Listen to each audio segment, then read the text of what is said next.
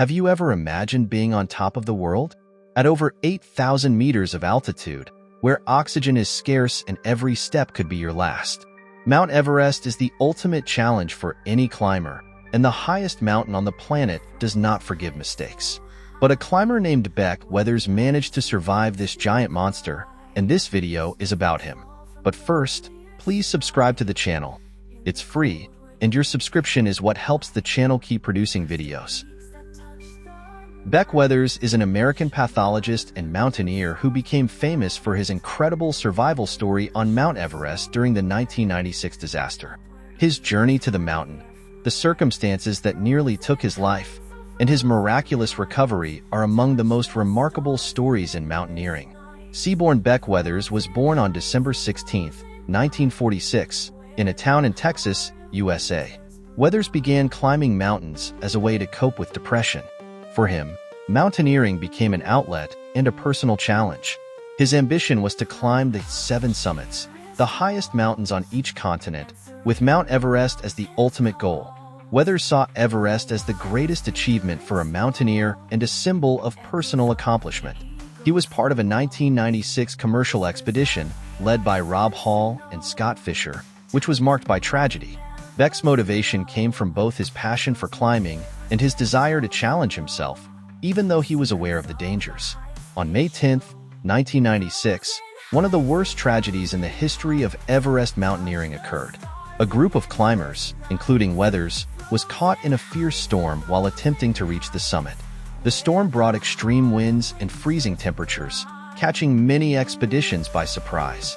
Weathers suffered from blindness caused by the high altitude, a condition known as snow blindness, which prevented him from continuing the climb. He was left in an area known as the death zone, above 8,000 meters, while other members attempted to reach the summit. When the storm hit, Weathers was presumed lost. He was exposed to freezing temperatures, and his physical condition quickly deteriorated. The storm brought temperatures below -30 degrees Celsius, and Weathers was struck by severe hypothermia. After being deemed too weak to descend, his expedition companions decided to leave him behind, believing he was beyond help. Despite being left to die, Beck Weathers woke up from what he described as a frozen coma after spending more than 15 hours unconscious and nearly frozen. He had severe frostbite on his face, hands, and feet, but somehow found the strength to walk to the base camp, fighting disorientation and extreme pain. After surviving this first ordeal, Weathers was rescued by a helicopter in one of the most dangerous rescue operations ever carried out on Everest, as helicopters typically do not operate at such high altitudes due to the low air density. His recovery involved multiple surgeries and amputations. He lost most of his nose, fingers, and toes due to frostbite necrosis. The near-death experience profoundly changed Beck Weathers' life. He wrote a book called Left for Dead: My Journey Home from Everest, in which he not only recounts his experience on Everest, but also how the event transformed him emotionally and spiritually. Weathers came to value family and life more after this experience and abandoned his obsession with extreme mountaineering. The 1996 Everest disaster became famous for claiming the lives of 8 climbers, including the expedition leaders Rob Hall and Scott Fisher. Beck Weathers was considered clinically dead for several hours, and his recovery was described as miraculous by doctors and fellow climbers. The storm that struck the mountain was described as one of the most severe ever recorded in that area. Weathers' story was depicted in the film Everest 2015, where he is portrayed by actor Josh Brolin. And you? Do you know anyone who has climbed a dangerous mountain? Would you try it?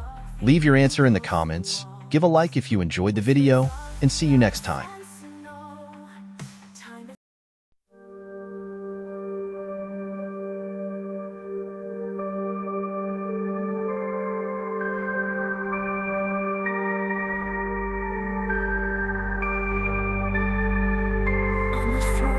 Heights so high, where the icy winds do cry, snowflakes fall from the clear sky, in the cold where dreams can lie, crystal peaks that touch the night, shimmer under